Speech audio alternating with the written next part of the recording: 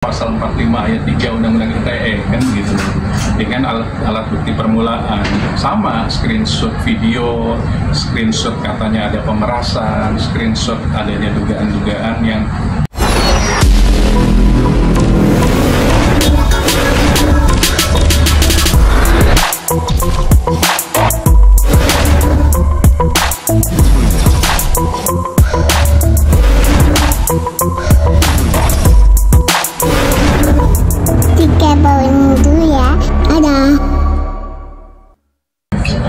Selamat sore, saya Dr. Firman Chandra, saya advokat, dosen praktis hukum dan kaprodi di Magistra Ilmu Hukum Unmar. Terkait dengan berita viral yang memang masih berlangsung sampai sekarang. Bergulir. Alat bukti permulaan itu betul alat bukti yang harus dihadirkan, seperti screenshot, WA, kemudian video dan lain-lain. Itu adalah alat bukti, satu alat bukti yang namanya dokumen. Sedangkan alat bukti lain kan menurut KUHP kita itu ada saksi, ada petunjuk, ada saksi ahli, jadi 4 alat bukti. Namun di Indonesia kalau ada terbukti 2 alat bukti itu bisa dianggap benar. Kalau pidana berarti sudah bisa menentukan seseorang menjadi tersangka.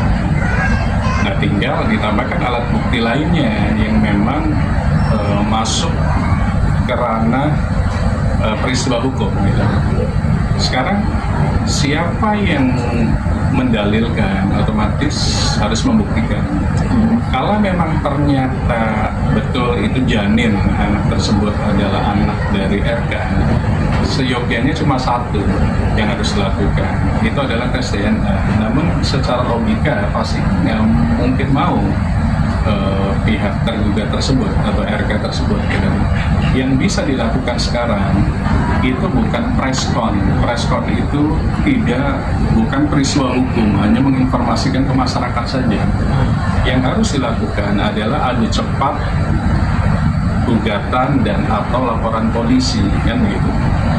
Gugatan yang dilakukan adalah gugatan perbuatan melawan hukum di sebuah pengadilan, namanya pengadilan negeri.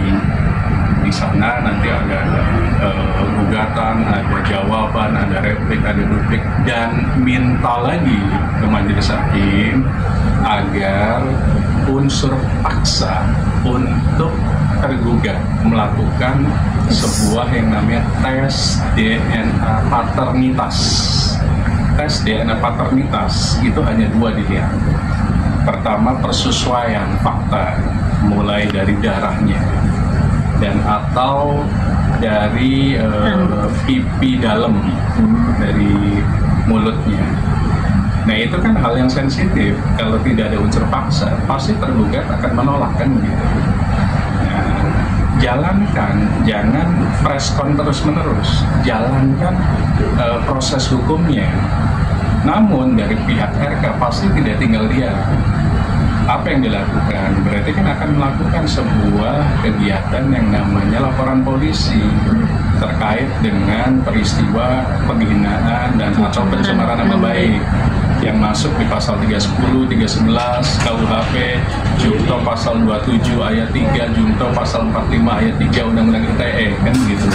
Dengan alat bukti permulaan sama, screenshot video, screenshot katanya ada pemerasan, screenshot adanya dugaan-dugaan yang korelasinya ada di pasal 310, 311 tersebut. Sehingga apa? Penyidik bisa membuktikan.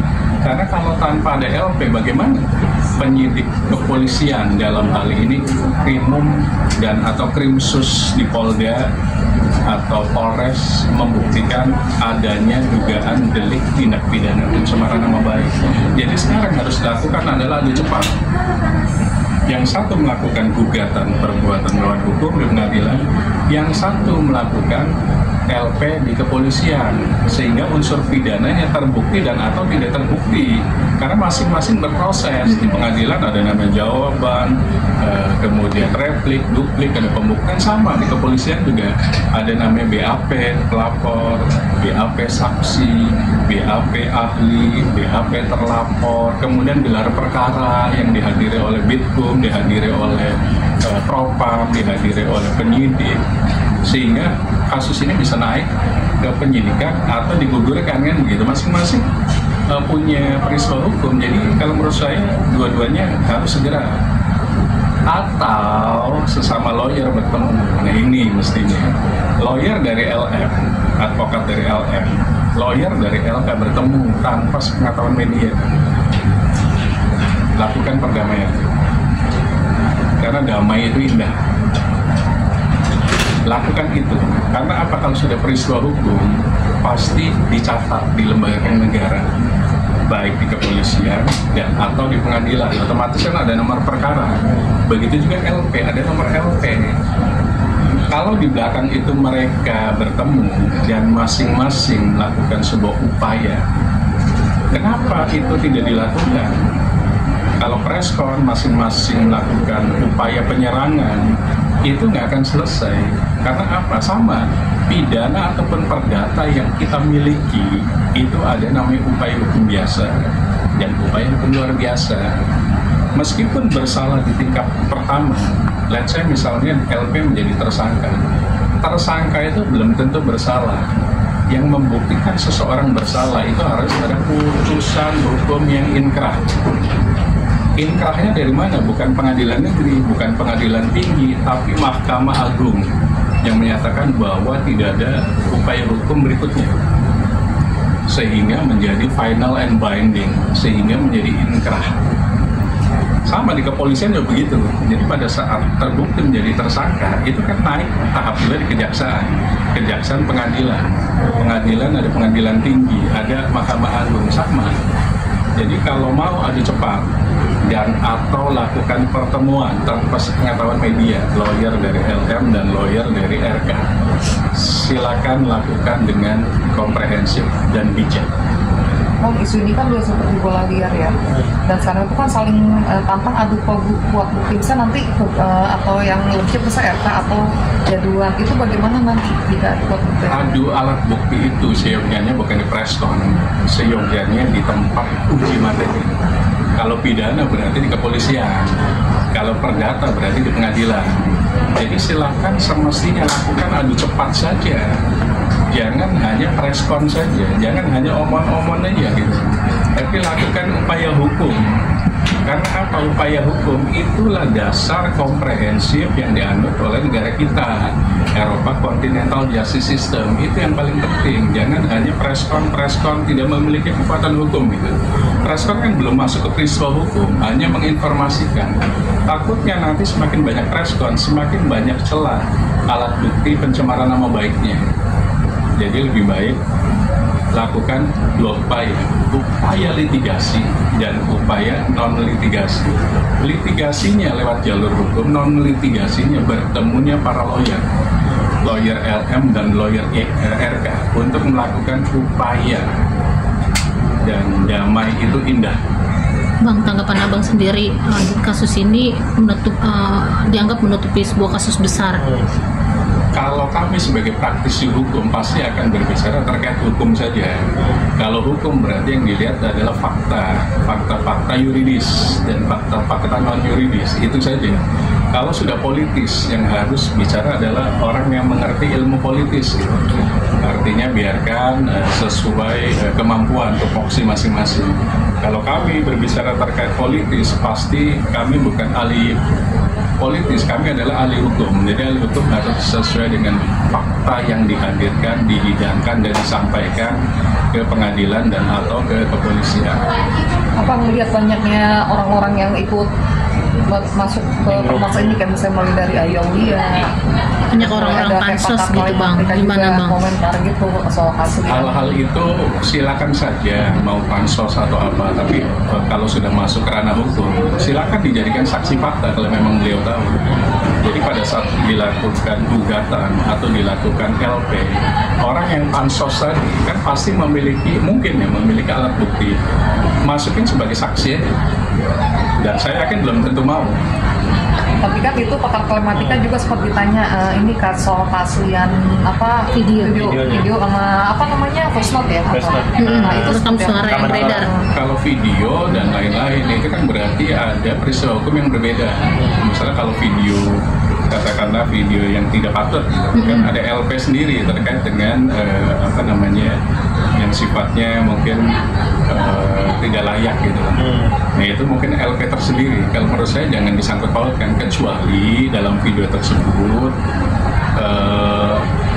masing-masing ada LM dan ada RK. Nah itu mungkin bisa masuk sebagai alat bukti. Tapi kalau tidak, berarti yang bisa melaporkan adalah orang yang merasa dirugikan terkait pornografi, kan gitu. Nah, siapa yang merasa dirugikan? Misalnya Roy Suryonya yang merasa dirugikan, dia lah sebagai pelapor gitu. Tapi kalau di dalam video itu ada 2 orang yang lagi berseteru, nah itu bisa menjadi alat bukti bahwa benar adanya dugaan mereka menjalin sebuah hubungan asmara. Bang, tapi menurut sendiri terkait masalah somasi dari ke LM ke RK itu bakalan ditanggapi gak sih sama RK atau dicuekin saja kan kayak tes DNA aja mereka bilangnya siap-siap doang tapi kayaknya nggak mau dan sejauh ini juga dari pihak lawyernya sama lawyer RK juga Bang bilang akan melaporkan LM tapi sampai saat ini tidak ada. Oke. Nah pertama somasi itu dari kata somati itu artinya warning letter, surat peringatan. Jadi peringatan yang belum memiliki upaya hukum paksa, upaya hukum litigasi, itu hal yang wajar. Jadi somasi itu ada runutannya gitu. Pertama ditujukan ke somasi, kemudian ada kronologis apa, kemudian ada permintaannya apa, bila tidak dilakukan akan melakukan apa. Nah itu fungsi dari warning letter atau somasi itu sana. Kemudian apakah ditanggapi atau tidak itu urusan dari letter somasi. Kan di situ ada bila tidak ditanggapi, bila tidak melakukan pertemuan, kami akan membuat LP, kami akan melakukan upaya paksa apa. Ya itu jalankan saja. Dan saya meyakini mungkin bisa jadi tidak ditanggapi oleh pihak sebelah karena melihat somasinya kurang kuat misalnya. Artinya akan dianalisis kan, analisis yuridis apakah somasi itu memiliki alat bukti. Biasa somasi itu ada terlampir bukti-bukti lainnya. Kalau bukti-buktinya hoak biasanya tidak akan ditanggapi oleh pihak tersomasi. Namun inilah yang saya bilang tadi, adu cepat saja kalau menurut saya. LM melakukan daftar gugatan perbuatan melawan hukum di pengadilan negeri. RK lakukan sebuah laporan polisi sebenarnya. Kalau ini omor-omor semuanya ya kita bisa tahu gitu. Kan masing-masing sudah dirugikan. Mau anak sampai usia berapa gitu. Biar ada kepastian anak tersebut anak siapa, sehingga pertama adalah anak tersebut memiliki orang tua biologis. Kedua terkait dengan waris. Jadi anak tersebut akan memiliki hak waris dari bapaknya. Kalau bapaknya tidak ada, hanya memiliki hak waris dari ibunya. Karena akan masuk perdatanya hubungannya ke ibunya. Jadi segera saja, jangan sampai menunggu anak dewasa. Dewasa menurut Undang-Undang Perkawinan usia 19 tahun, menurut Undang-Undang Perlindungan Anak 21 tahun. Jadi jangan sampai menunggu dewasa. Lakukan upaya hukum. Makanya perbuatan melawan hukum dengan memasukkan permohonan tes DNA itu harus dilakukan. Terima kasih.